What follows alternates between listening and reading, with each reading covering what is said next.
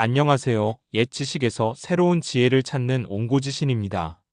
오늘은 역사상 가장 위대한 천재 의사들의 이야기이자 비범한 재능이 어떻게 그 자신을 파괴하는지에 대한 날카로운 통찰을 담은 사마천의 편작 창공 열전을 통해 천재성과 그 위기에 대해 이야기해 보겠습니다.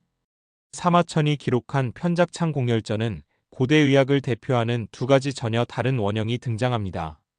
한 명은 신화적인 경지에 오른 직관의 예술가, 편작, 그리고 다른 한 명은 냉철한 기록의 선구자, 창공입니다. 이 두 사람의 삶을 통해 사마천은 무엇을 말하고 싶었을까요? 먼저 고대 중국 의학의 새벽을 연 두 거인의 발자취를 따라가 보겠습니다. 의술이 예술이었던 시대와 과학으로 거듭나던 시대, 그 중심에 편작과 창공이 있었습니다. 첫 번째 주인공은 편작입니다. 그의 본명은 진어린으로 춘추전국 시대에 활동했던 반전설적인 인물입니다. 사마천은 그의 의술을 초월적 직관의 예술로 묘사합니다. 그의 능력은 학습된 지식이 아니라 거의 신에 가까운 통찰력에서 비롯된 것처럼 그려지죠. 이는 과학적 접근을 보여준 창공과 뚜렷한 대조를 이룹니다. 편작의 전설적인 능력은 어떻게 시작되었을까요? 사마천은 신비로운 은자, 장상군과의 만남을 소개합니다. 장상군은 편작의 비범함을 한눈에 알아보고 그에게 의학과 함께 특별한 약을 건네줍니다. 이 약을 마신 편작은 사람의 몸을 꿰뚫어 오장육부의 병을 볼 수 있는 투시력을 얻게 되었다고 합니다. 이 이야기는 편작의 능력이 인간의 영역을 넘어선 예술의 경지에 있음을 상징적으로 보여줍니다. 편작 의학의 핵심은 예방에 있었습니다. 위나라 문왕이 삼형제 중 누가 최고의 의원인가? 라고 묻자 편작은 자신을 가장 낮은 서열에 둡니다. 그는 이렇게 말했습니다. 맏형은 병이 생기기 전 안색만 보고도 병의 징후를 알아채 미리 손을 쓰기에 세상에 이름이 알려지지 않았습니다. 둘째 형은 병이 막 시작될 때 치료하기에 마을에서만 명의로 알려졌죠. 하지만 저는 병이 이미 심각해진 뒤에야 수술이나 탕약 같은 극적인 치료를 하기에 온 세상에 명의로 알려졌을 뿐입니다. 최고의 의술은 병을 고치는 것이 아니라 병이 생기지 않게 하는 것임을 역설한 것입니다. 더 나아가 편작은 치료가 불가능한 6가지 경우를 제시합니다. 교만해서 의사의 말을 듣지 않는 사람, 몸보다 재물을 중시하는 사람, 생활 습관이 엉망인 사람, 무당을 믿고 의사를 불신하는 사람 등이 바로 그들입니다. 이는 치료의 성공이 의사의 기술뿐만 아니라 환자의 태도와 삶의 방식에 달려있음을 명확히 한 것입니다. 편작은 단순히 병을 보는 의사를 넘어 인간의 오만과 탐욕 같은 도덕적 결함까지 진단하는 도덕적 진단가였던 셈입니다. 두 번째 주인공은 창공, 본명 순우이입니다. 그는 한나라 시대의 실존 인물로 편작과는 전혀 다른 길을 걸었습니다. 그는 스승으로부터 황제와 편작의 의학을 체계적으로 전수받았고 그의 천재성은 신비로운 능력이 아닌 철저한 기록에서 빛을 발합니다. 그는 의학을 예술의 영역에서 과학의 영역으로 이끈 선구자였습니다. 창공의 위대함은 진적이라 불리는 진료 기록에 집약되어 있습니다. 그는 의료 과실 혐의로 고발당했을 때 자신의 무고함을 증명하기 위해 자신이 치료했던 환자 25명에 대한 상세한 기록을 제출했습니다. 여기에는 환자의 이름과 주소, 증상, 진단 결과, 처방 그리고 치료 경과와 예후까지 놀라울 정도로 상세하게 담겨 있었습니다. 이는 세계 역사상 가장 오래된 임상 기록으로 평가받고 있습니다. 진적의 등장은 의학사에서 거대한 전환점을 의미합니다. 더 이상 의술이 몇몇 천재의 머릿속에만 존재하는 비밀스러운 기술이 아니라 기록되고 검증되며 전수될 수 있는 공적인 학문, 즉 과학으로 나아갔음을 상징하기 때문입니다. 특히 이 기록이 법정에서 증거로 사용되었다는 점은 중요합니다. 의사가 자신의 행위를 객관적인 기록으로 증명하고 책임져야 하는 전문직으로 확립되는 순간이었습니다. 편작창 공열전은 시대를 초월하는 강력한 이야기들을 통해 오늘날 우리에게도 익숙한 고사성어들을 탄생시켰습니다. 이제 이 이야기들이 품고 있는 인간 조건에 대한 통찰을 살펴보겠습니다. 이들의 이야기에서 비롯된 대표적인 고사성어는 기사회생, 휘즐기에 그리고 병이꼴수입니다. 이 세 가지 고사성어는 각각 기적, 부인, 그리고 파멸이라는 인간사의 단면을 날카롭게 포착하고 있습니다.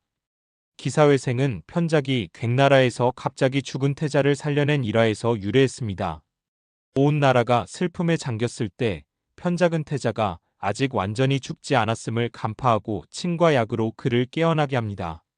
사람들은 그가 죽은 자를 살렸다고 칭송했지만 편작 자신은 냉정하게 말했습니다. 나는 죽은 사람을 살릴 수 있는 것이 아니다. 이 사람은 마땅히 살아날 사람이었는데 내가 그를 일어나게 했을 뿐이다. 바로 이 지점에서 역사가 사마천의 탁월함이 드러납니다. 그는 대중이 믿었던 기적을 그대로 기록하면서도 편작의 입을 통해 그 이면에 있는 합리적 진실을 함께 제시합니다. 편작의 천재성은 초자연적인 힘이 아니라 깊은 혼수 상태와 실제 죽음을 구별할 수 있는 고도의 진단 기술에 있었던 것이죠. 사마천은 대중이 믿는 전설과 객관적 사실을 함께 보여주며 역사적 명성이 어떻게 만들어지는지에 대한 깊은 이해를 보여줍니다. 휘즐기이와 병익골수는 편작과 제나라 황공의 비극적인 이야기에서 나왔습니다. 휘즐기이란 자신의 병을 숨기고 의사에게 보이기를 꺼린다는 뜻으로 자신의 결점을 인정하지 않고 충고를 거부하는 태도를 비유합니다. 황공은 편작의 진단을 처음 들었을 때 이렇게 비웃었습니다. 의사들이란 멀쩡한 사람을 병자로 만들어 자신의 공을 세우려 한다. 편작은 황공의 병이 진행되는 4단계를 정확히 짚어냅니다. 처음 병이 피부에 있을 때는 간단한 치료로 나을 수 있었지만 황공은 거부했습니다. 병이 혈맥으로 그리고 위장으로 깊어질 때마다 편작은 경고했지만 황공은 끝내 외면했습니다. 마침내 병이 치료 불가능한 골수에까지 이르자 편작은 그를 떠났고 황공은 고통 속에서 죽음을 맞이했습니다. 이 이야기는 작은 문제를 외면하고 진실을 말하는 조언자를 멀리할 때 개인과 국가가 어떻게 파멸에 이르는지에 대한 강력한 우화입니다. 이야기의 마지막 사마천은 두 의원의 삶을 통해 재능과 덕 그리고 운명의 관계에 대한 자신의 역사 철학을 펼쳐 보입니다. 이것은 사마천이 평생에 걸쳐 탐구했던 주제이기도 합니다. 두 천재 의원의 운명은 극명하게 엇갈립니다. 당대 최고의 의술을 가졌던 편작은 그 재능을 시기한 진나라 의사의 손에 암살당합니다. 그의 비범함이 오히려 죽음을 부른 것이죠. 반면 역시 뛰어났던 창공은 법의 심판으로 죽을 위기에 처하지만 그의 의술이 아닌 막내딸 재영의 효심과 덕행 덕분에 목숨을 구합니다. 사마천은 이를 통해 기술적 탁월함만으로는 예측 불가능한 운명에서 살아남을 수 없다는 현실을 냉철하게 보여줍니다. 결국 이 이야기의 핵심 주제는 탁월함이라는 짐입니다. 비범한 재능은 그 자체로 위험한 짐이 될 수 있다는 것이죠. 사마천은 여인은 아름다우면 궁궐에서 질투를 받고 선비는 현명하면 조정에서 의심을 받는다고 말하며 편작이 뛰어난 의술 때문에 재앙을 만났다고 결론 내립니다. 하지만 사마천은 이 비극적인 이야기 속에 한 줄기 희망을 남겨둡니다. 바로 창공의 딸 재영의 이야기입니다. 그녀는 아들이 없음을 한탄하는 아버지를 대신해 황제에게 상소문을 올립니다. 그녀는 돌이킬 수 없는 형벌이 사람이 잘못을 뉘우칠 기회를 빼앗는다는 논리로 황제를 설득했고 아버지를 구했을 뿐만 아니라 잔혹한 육형제도 자체를 폐지하게 만들었습니다. 이는 평범한 개인의 도덕적 용기가 역사를 바꿀 수 있다는 사마천의 믿음을 보여주는 강력한 증거입니다. 결론적으로 편작창 공열전은 여러 겹의 의미를 가진 걸작입니다. 첫째, 의학이 직관의 예술에서 실증의 과학으로 발전하는 과정을 담은 역사 기록입니다. 둘째, 인간 조건의 본질을 꿰뚫는 시대를 초월한 고사성어의 보고입니다. 그리고 마지막으로 천재성과 덕, 권력과 운명의 복잡한 관계에 대한 사마천 자신의 통렬한 성찰입니다. 2000년 전 사마천이 내린 인간과 사회에 대한 진단은 놀랍게도 오늘을 사는 우리에게 여전히 유효한 질문과 교훈을 던져주고 있습니다. 오늘 옹고지신의 이야기는 여기까지입니다. 다음 시간에도 더욱 흥미있는 이야기로 찾아오겠습니다. 감사합니다.